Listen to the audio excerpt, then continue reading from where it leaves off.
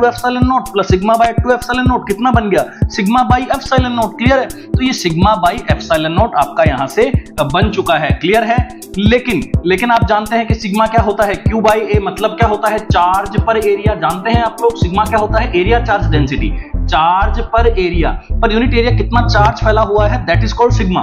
तो यहां से सिग्मा होता है Q बाय ए, तो मैंने क्या किया यहां से सिग्मा अपॉन एप्सिलॉन नॉट की जगह सिग्मा की वैल्यू पुट कर दी Q बाय ए, तो सिग्मा क्या बन गया, Q by A epsilon naught. तो ई नेट कितना हो गया, अब ई नेट कितना हो गया, ध्यान से देखो, अब ई नेट कितना हो चुका है, Q अपॉन ए एप्सिलॉन नॉट। अब आप लोगों को देखो सेकंड चैप्टर में एक छोटा सा रिलेशन बताया जाता है पोटेंशियल इलेक्ट्रिक फील्ड और बीच की डिस्टेंस के बीच में। आप लोग जानते हैं किसी भी पॉइंट चार्ज की वजह से जो इलेक्ट्रिक फील्ड जनरेट होता है r डिस्टेंस पे kq बाय r स्क्वायर होता है, लेकिन जो पोटेंशियल जनरेट होता है वो क्या होता है, kq बाय r। मैंने ये दोनों डेरिवेशन आप लोगों को प्लेलिस्ट में आप लोगों को मिल जाएंगे 12th फिजिक्स में, वहां से अगर आपने देखा नहीं है तो आप जाके पहले देख लीजिए, आपको ये क्लियर हो जाएगा कि यहाँ से जो रिलेशन है वो है E is equals to dv by dr। लेकिन आप देख रहे हैं कि E यहाँ पे वेरी नहीं कर रहा है, E बिल्कुल क्या है, कांस्टेंट है, क्योंकि सिग्मा कांस्टेंट है, एप्सिलॉन नॉट कांस्टेंट है, 2 कांस्टेंट होता ही है। तो यहाँ से ये जो Q upon A epsilon not है ये वेरी नहीं कर रहा है, मतलब इलेक्ट्रिक फील्ड क्या है, कांस्टेंट है,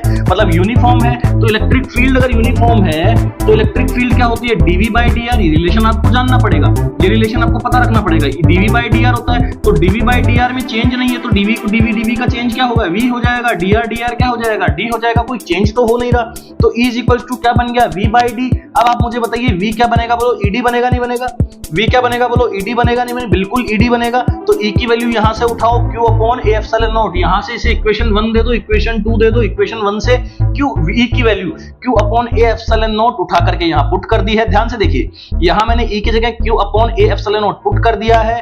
क्लियर है, समझ में आ रहा है, तो क्या बन गया QD upon A epsilon naught. अब आप जानते हैं यहां से कैपेसिटेंस का formula Q is equals to CV आप लोगों ने पढ़ा होगा, Q is equals to CV या फिर V is equals to Q by C या C is equals to Q by V। तो सिंपल एक फॉर्मूला लगाते हैं, C is equals to Q by V।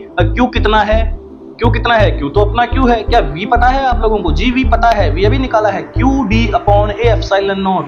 तो QD upon A epsilon not upon में V की जगह पुट कर दिया, Q से Q कैंसिल आउट हो गया, A एप्सिलॉन नॉट ऊपर चला गया, नीचे आ गया D, तो बन गया ना आपका C is equals to epsilon naught A by D, जहां पे